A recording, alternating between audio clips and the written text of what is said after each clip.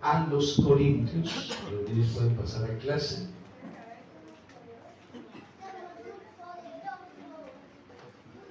Segunda carta del apóstol Pablo a los Corintios, capítulo 12, versículos 7 al 9. Mi hermano John está bien juicioso con los textos. Amén. Dice la palabra del Señor. Si quiere colocarse en pie, lo podría hacer. Ahorita se van a sentar por ahí unas 3 horas tranquilos. Y yo sigo de pie, tranquilo, no hay problema. Segunda carta del apóstol Pablo a los Corintios, capítulo 12, versículos 7 al 9, dice la palabra del Señor. Y para que la grandeza de las revelaciones no me exaltase desmedidamente, me fue dado un aguijón en mi carne. Diga conmigo, aguijón en mi carne.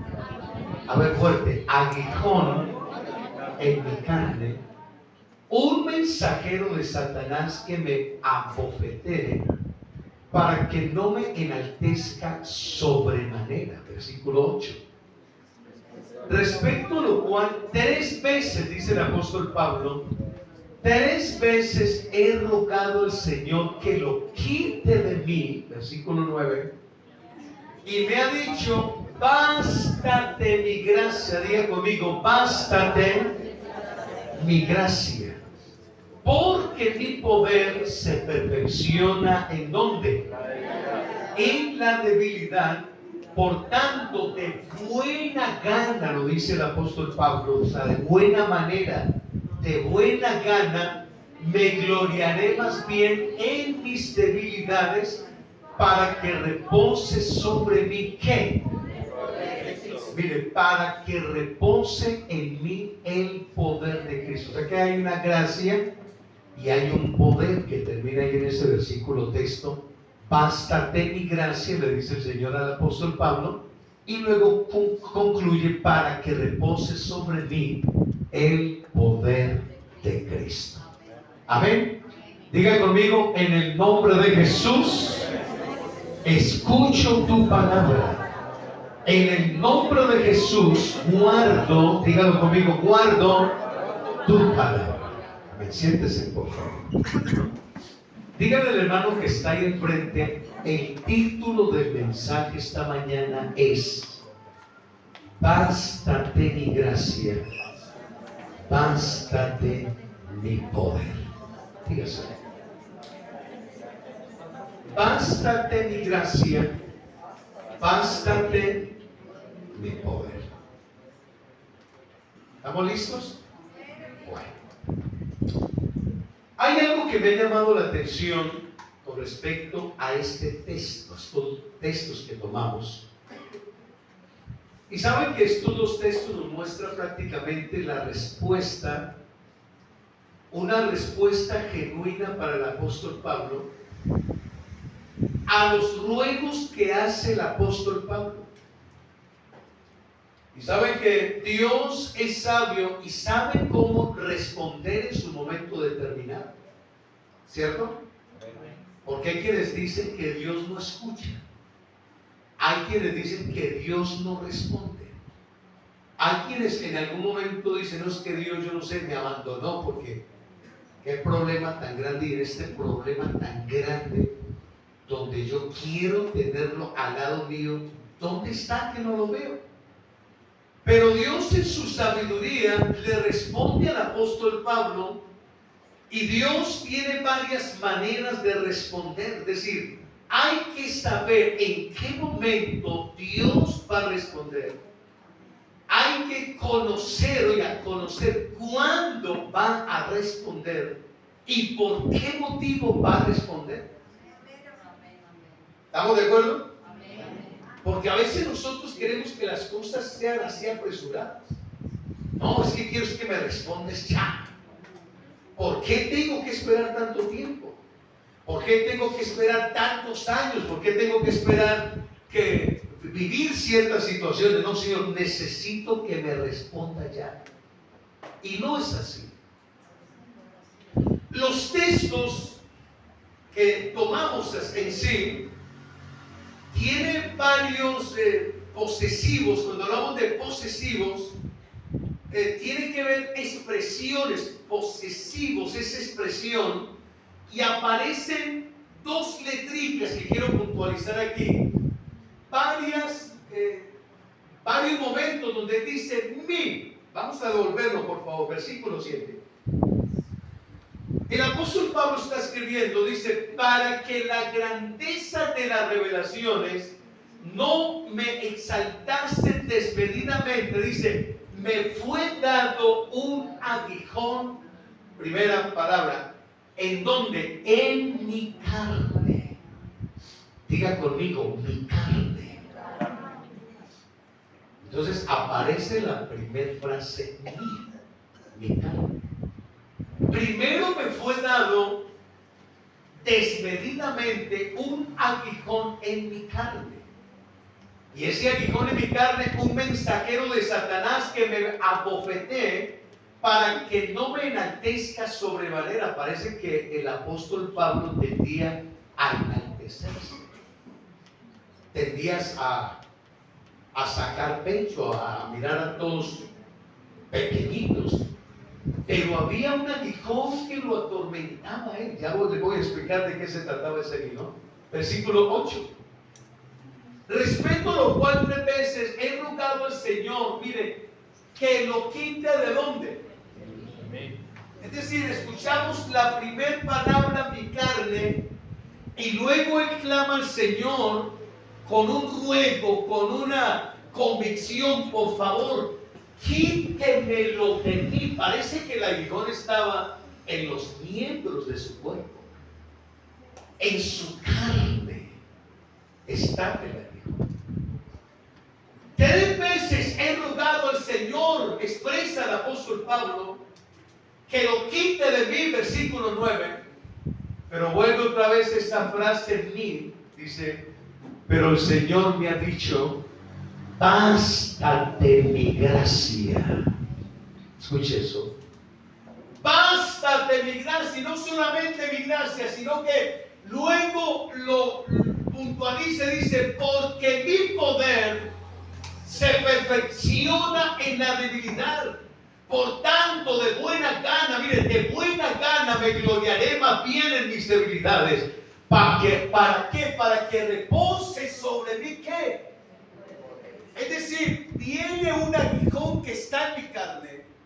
Él ruega al Señor para que le quite lo que está en él que lo atormenta. Y luego el Señor le dice, tranquilo que te voy a colocar mi gracia y mi poder sobre tu vida. Tranquilo que voy a hacer de que mi poder se perfeccione en tu debilidad. Es decir, que cuando hablamos de ese aguijón, Dios sustenta prácticamente una respuesta en 2 cosas. Dios sustenta una respuesta para el apóstol Pablo en 2 elementos importantes. Y tiene que ver con la gracia y tiene que ver con su poder. Voy a pedirles estar bien atentos, por favor. Tiene que ver con la gracia y tiene que ver con el poder.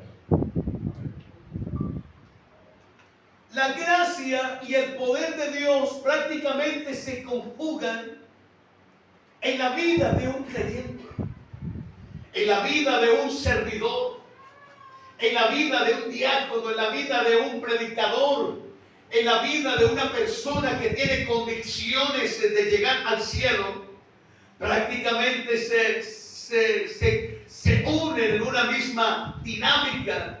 Y cuando hablamos de esa gracia y ese poder, es como si el Señor le dijera a ese cristiano, es como si el Señor le dijera a ese servidor, como si le dijera a ese predicador en momentos críticos y en momentos difíciles, donde posiblemente alguien esté viviendo una situación difícil o esté viviendo una carga complicada, donde Posiblemente varias veces le ha rogado al Señor: Señor, por favor, quítame esta enfermedad. Señor, por favor, quítame este problema en mi familia. Señor, por favor, quítame esta situación lamentable que tengo. Señor, este yugo que me atormenta, por favor, quítamelo. Pero el Señor le dice: tranquilo, mi hijo.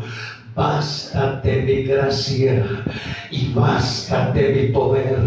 Y yo de seguro esta mañana lo quiero contar con convicción esta mañana, que podrá haber muchas dificultades y habrá muchas molestias de salud, y habrá situaciones críticas y diversas, y uno podrá decir: Dios me ha abandonado, Dios me dejó. No, Señor, posiblemente alguien esté pasando una situación difícil para formar el carácter y formar las convicciones que tenemos en Él. Pero yo estoy completamente seguro que yo prefiero vivir una situación difícil, pero que no me falte la gracia, pero que no me falte el poder, que no me falte la gracia de este Dios tan inmenso que tenemos, porque con esto nos basta y nos sobra.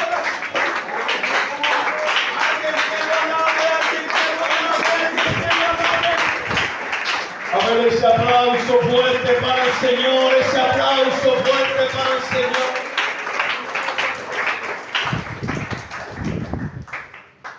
El apóstol Pablo tenía dos cosas importantes, escuchen bien. Los textos que leímos puntualizan las dos vivencias que tiene el apóstol Pablo. Número uno, el apóstol Pablo tenía la grandeza de las revelaciones. Es decir, era algo que Dios le había regalado a él. Un ministerio de alto nivel, un apóstol, un misionero, un hombre que fue llamado prácticamente yendo de camino hacia Damasco. Una luz más fuerte que el mismo sol fue el que hizo que cayera prácticamente a tierra. Y a pesar de que era un hombre letrado, era un hombre de alto nivel, con buena oratoria, cuando se encontró con el Señor Jesucristo, tuvo todo eso como basura. Escuche bien, tuvo todo eso como basura. Es decir, que se había recibido algún título o se había recibido algún certificado de ganancia para él. Eso lo tuvo por basura, por amor a Cristo, por el encuentro personal que tuvo con el Señor Jesucristo.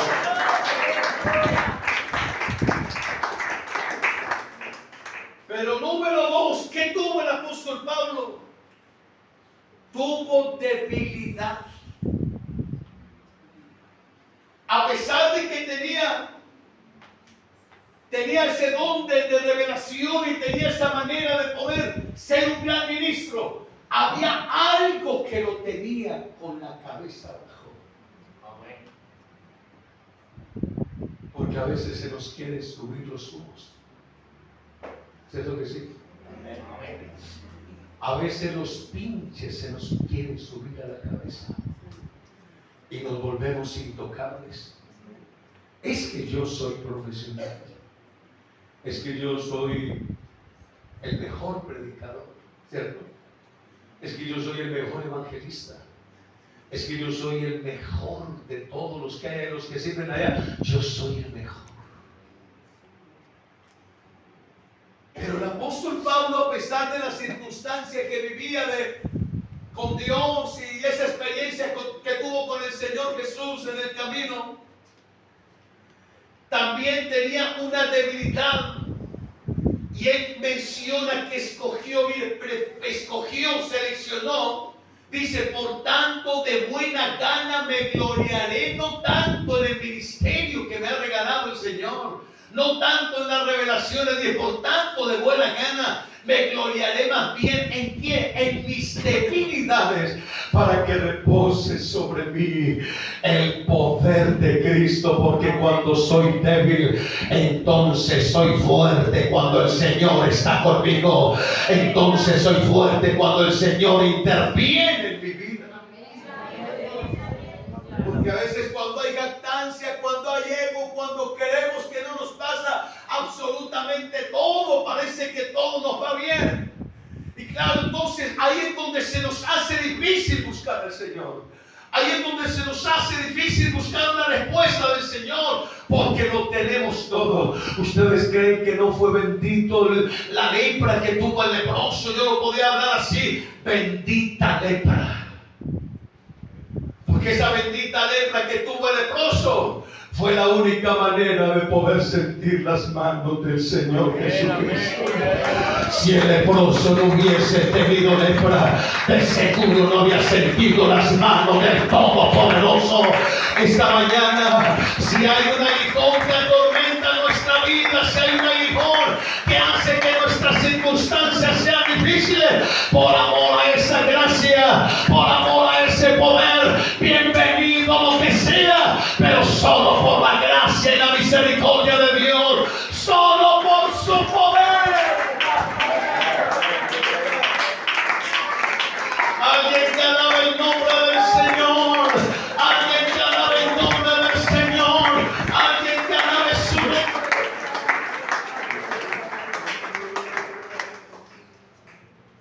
¿Saben que cada vez que yo veo al apóstol Pablo y lo analizo, porque fueron 14 cartas del apóstol Pablo, la manera en que él presenta, la manera en que él muestra las cartas, lo habla con una convicción y una pasión, que yo tengo que decir esta mañana: el apóstol Pablo estaba enamorado de Jesús. Amén.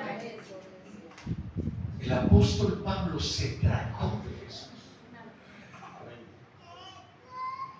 ¿Usted sabe qué es una persona enamorada? ¿Usted sabe qué es una persona tragada?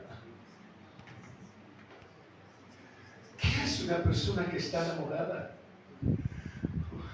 A un enamorado no hay que empujarlo. A un enamorado hay que empujarlo para que le haga la visita a la muchacha. ¿O sí?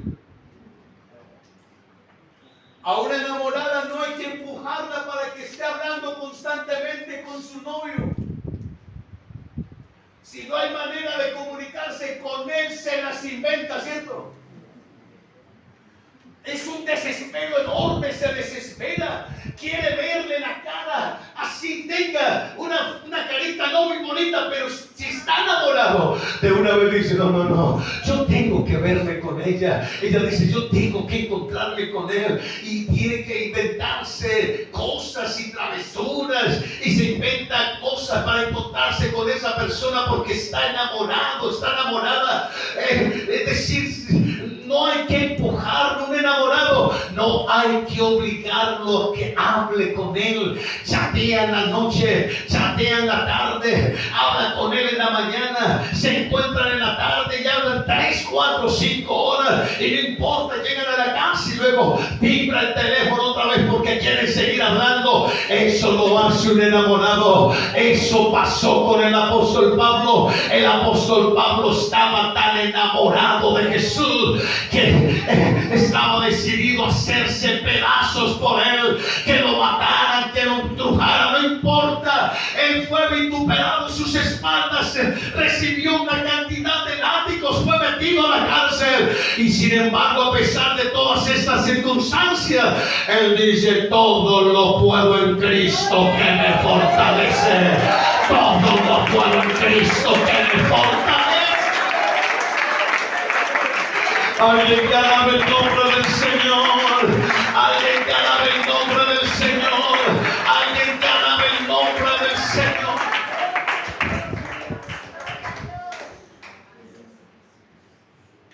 ¿Ustedes creen que el apóstol Pablo sufrió lo que sufrió por Cristo, por plata?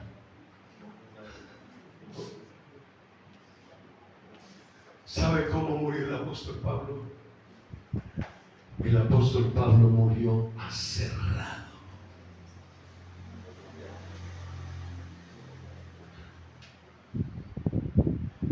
Y cada vituperio que vivía él, hay una frase que me llama mucho la atención: y esta breve tribulación, dice el apóstol Pablo. produce en mí un querer, un deseo de continuar. Pero había algo que lo hacía sentir incómodo, que cada vez que se le quería subir los humos, el mismo escritor lo estaba mencionando. Miren, devuélvame por favor el versículo 8, versículo 7, perdón. Miren, habla de un aguijón que comienza a atacarlo de tal manera. Segunda carta del apóstol Pablo a los Corintios, capítulo 12, versículo 7. Habla de un aguijón. ¿Qué clase de aguijón? Miren, para que la grandeza de las revelaciones, es decir, tenía la grandeza, tenía un ministerio especial, para que esa grandeza de las revelaciones no me exaltase desmedidamente, me fue dado un aguijón en mi carne. ¿Qué es un aguijón? Un aguijón es como una espina clavada en nuestro cuerpo, que cada vez que nos movemos sentimos las punzadas. Un aguijón puede ser una situación familiar. Un aguijón puede ser una situación financiera.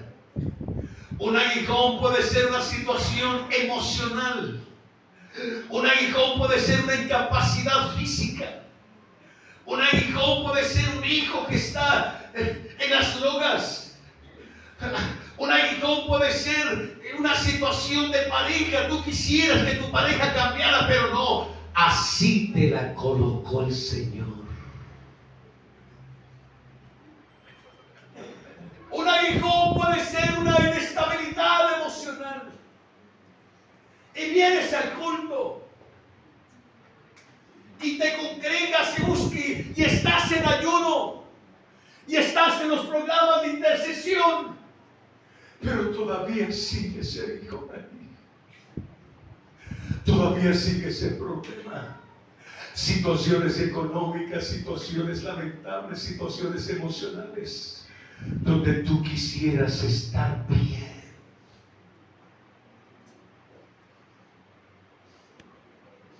Un aguijón donde dice la palabra del Señor que el apóstol Pablo clamó y aclamó al Señor 3 veces: por favor, quítamelo, quítamelo, quítamelo. Pero no.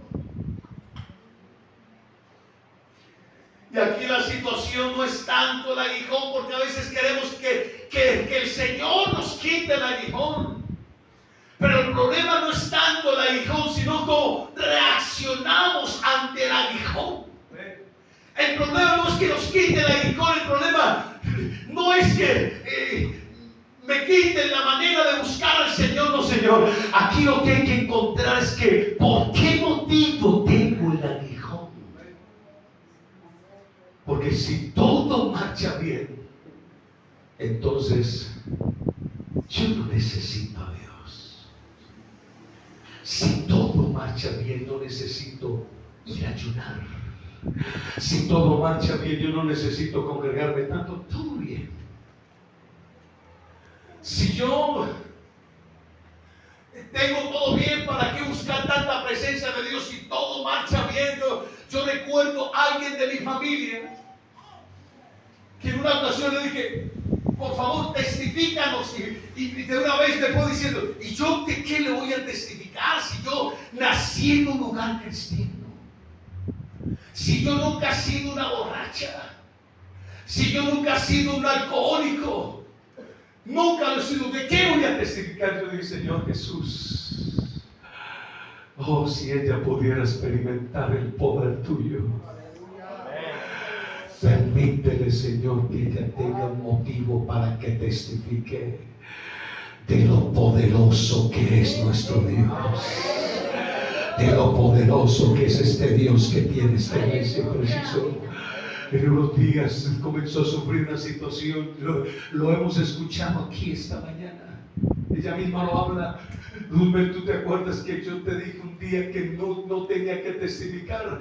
Y después que el Señor la sanó de cáncer, Después que vivió una situación en la UCI donde estuvo a punto de morirse, y a través de la oración el Señor la resucitó y la sacó de la UCI.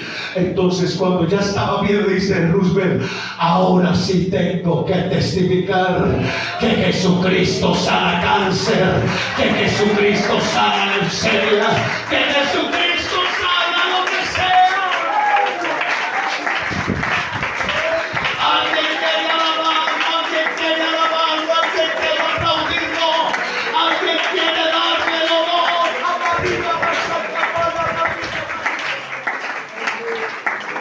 Damos la gloria, damos la gloria, damos la gloria.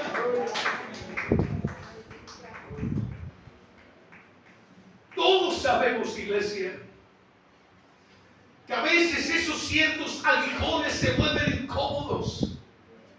Pero yo digo, ¿cómo voy a testificar que Dios sana si nunca he estado enfermo? ¿Cómo voy a testificar que el Señor hace milagros a través del factor económico si nunca he recibido un milagro económicamente? O si nunca he vivido una situación de crisis económica. Hermano, porque yo he visto los milagros del Señor.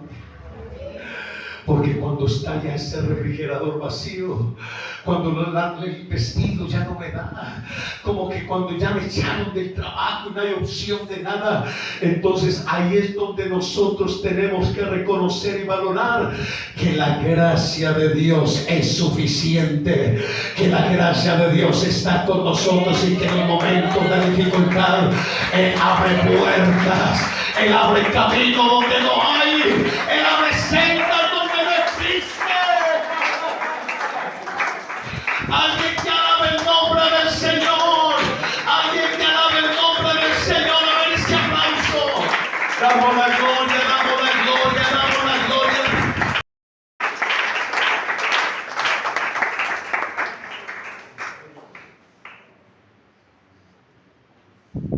A veces pensamos que todo es del diablo.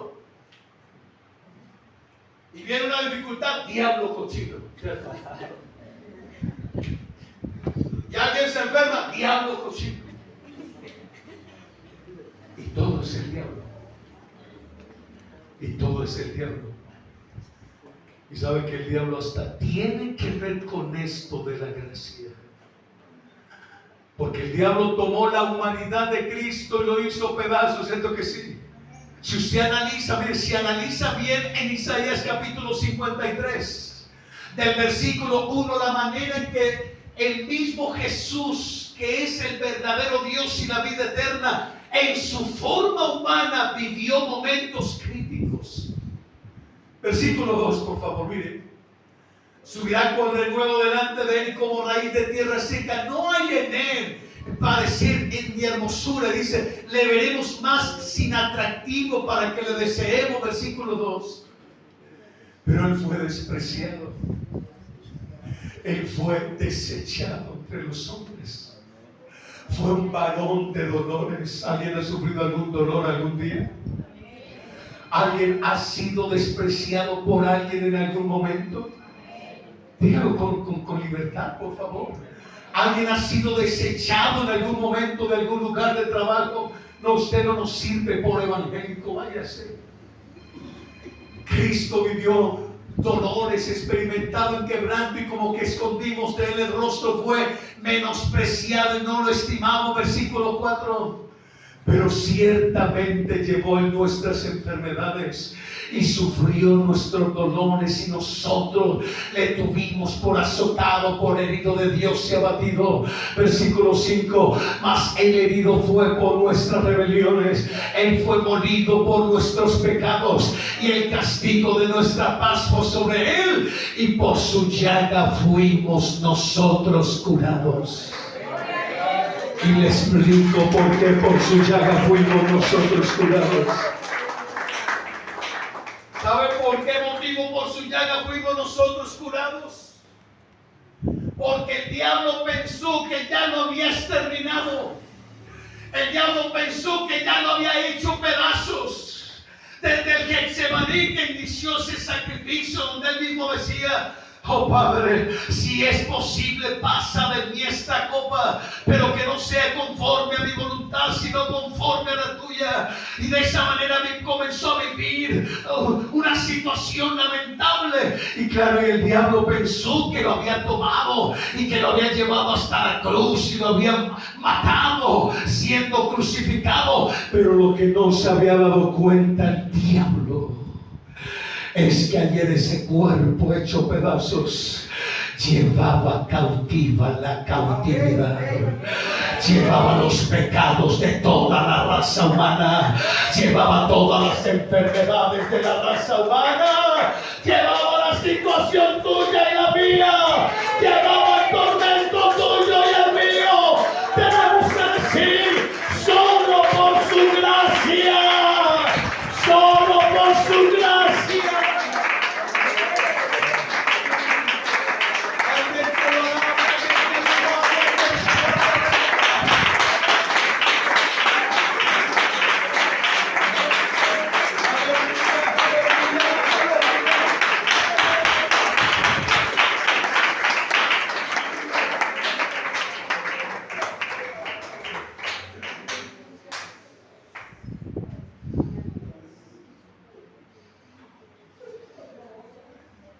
¿Qué dice en Tito capítulo 2, versículos 11 al 13? Miren lo que dice la palabra del Señor. Porque la gracia de Dios se ha manifestado para salvación ¿a quiénes? A todos los hombres, enseñándonos que renunciando a la impiedad de los deseos mundanos, vivamos en este siglo como sobria, justa, y piadosamente, versículo 13, aguardando la esperanza, mire, aguardando la esperanza bienaventurada y la manifestación gloriosa de nuestro gran Dios y Salvador Jesucristo. Iglesia, si hay algo que nos espera a nosotros en medio de toda circunstancia, en medio de cualquier enfermedad y cualquier crisis, es que el Señor enjugará toda lágrima allá en el cielo cuando estemos orando por toda la eternidad. Bástate mi gracia, bástate mi gracia y mi poder, bástate mi gracia. Alguien que alabe el nombre del Señor, alguien que alabe el nombre del Señor, alguien que alabe el nombre del Señor.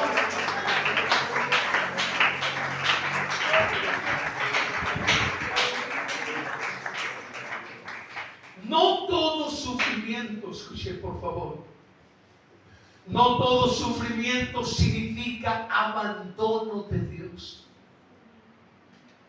Porque Dios puede usar los aguijones para formar en sí nuestro carácter espiritual. Dios puede usar nuestros aguijones para que sepamos que el ser humano sufre. Porque cuando yo siento cierto dolor, entonces tengo misericordia del otro. Porque a veces cuando no nos falta nada, entonces le decimos al otro: ¿sabe qué suerte es que le digo a usted que no necesita nada? Pero cuando yo tengo alguna necesidad, me doy cuenta que otros también son necesitados. Cuando yo tengo una situación de familia, entonces puedo entender la situación de la familia de mi hermano. ¿Qué va? Es que si tienes la situación de familia es porque has sido un descuidado nomás. Y nos jactamos que porque tenemos bien nuestra familia, que porque tenemos bien nuestra casa. Pero cuando comenzamos a vivir una crisis en nuestra casa, cuando comenzamos a tener a un hijo, por ejemplo, drogadicto en nuestra casa, y entonces la familia de X lugar tiene otro hijo que es drogadicto, entonces ya no señaló. entonces ya no lo juzgo, entonces ya no lo critico. ¿Sabe por qué? Porque estoy pasando también las difíciles. Y uno quisiera no vivir esa situación. Uno no quisiera enfermarse, ¿cierto? Uno no quisiera que algunas situaciones se vivan en familias, pero las tendremos que vivir. Y tendremos que tener alguien ahí en nuestra casa que nos saque canas. Y que vivamos en sí, como que nos coloquemos ahí un zapato y una piedrita que nos talla, pero hermano, eso lo tenemos que vivir todos. Porque para poder tener una experiencia con Dios y tener la gracia sobre nosotros, entonces entenderemos cuando el Señor le dijo al apóstol Pablo: bástate mi gracia, bástate mi poder, solamente confía en mí. ¿Cuál era el aguijón que tenía el apóstol Pablo? El apóstol Pablo parece que el aguijón que tenía era un problema de ojos. Parece que sus ojos no los tenía tan lúcidos. Parece que la enfermedad que tenía en la vista era lo que lo mantenía prácticamente postrado a los pies de él. Y cada vez que se postraba ya en el rincón, cada vez que doblaba sus rodillas, entonces él se sentía fuerte, entonces él se sentía grande.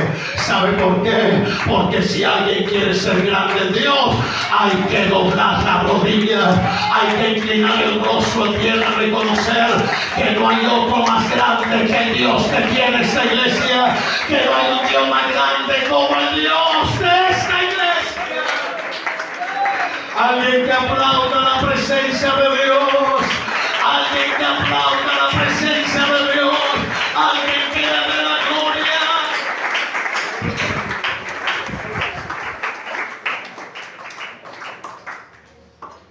No puede crecer el junco si no hay lodo. ¿Han leído la expresión del escritor? No puede crecer el junco si no hay lodo. ¿Qué es el junco? El junco es una pequeña maleza que crece en los lagos. Escuchen, crece en los lagos.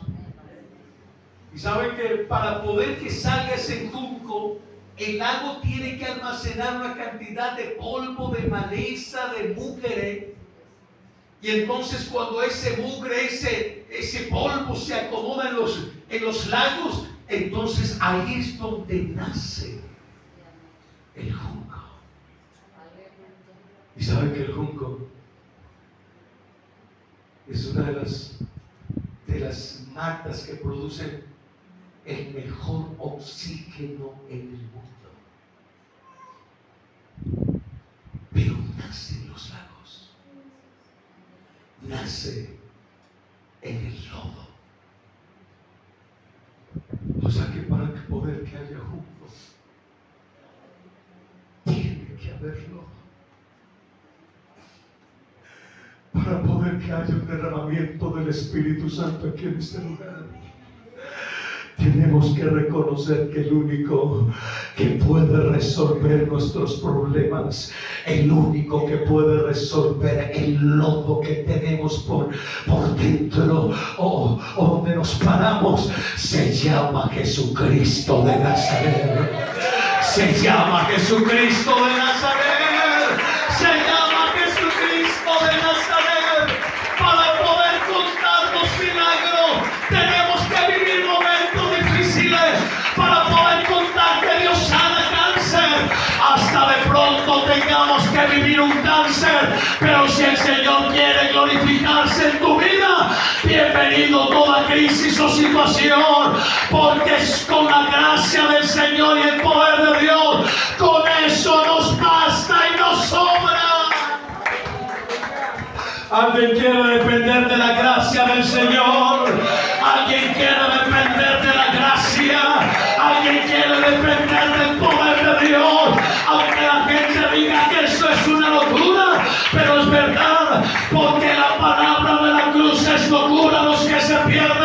pero a los que se salvan, esto es a nosotros. Se llama poder de Dios, se llama poder de Dios, se llama poder de Dios.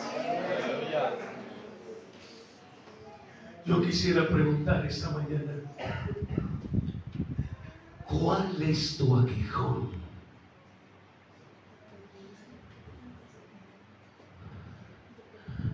¿Qué es lo que te hace llorar? Piénsalo, por favor. ¿Cuál es tu aguijón? ¿Por qué tenemos que llorar? ¿Cuál es tu aguijón, hermano Jorge? ¿Cuál es tu aguijón, hermano Nectalí? ¿Cuál es tu aguijón, hermano Reinaldo? Hermano Reinerio. Hasta yo me pregunto, Pastor Rubén, ¿cuál es tu aguijón? Yo tengo mi aguijón. Y de seguro aquí tenemos todos aguijones.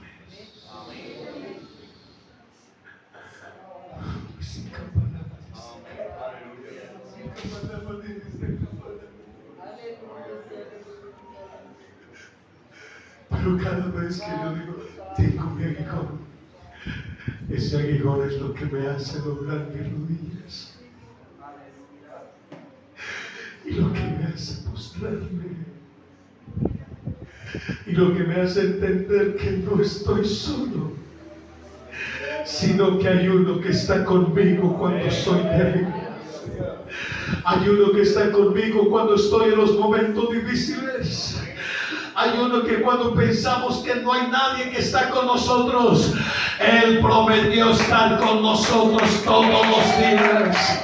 Él prometió guardarnos todos los días. Él prometió levantarnos en los momentos difíciles. Mira que te mando y que te esfuerces y que seas valiente. No temas, no desmayes, porque yo estaré contigo donde quiera que vayas. ¿A quién quiere alabarlo hasta morar? ¿A quién quiere aplaudirlo? A ver ese aplauso fuerte al Señor. A ver, colóquese en pie y alaba el nombre. Colóquese en pie y aplauda su presencia. Colóquese en pie y dígale, Señor, gracias, gracias, gracias. Porque cuando soy débil, entonces soy fuerte. Cuando soy débil, entonces soy fuerte.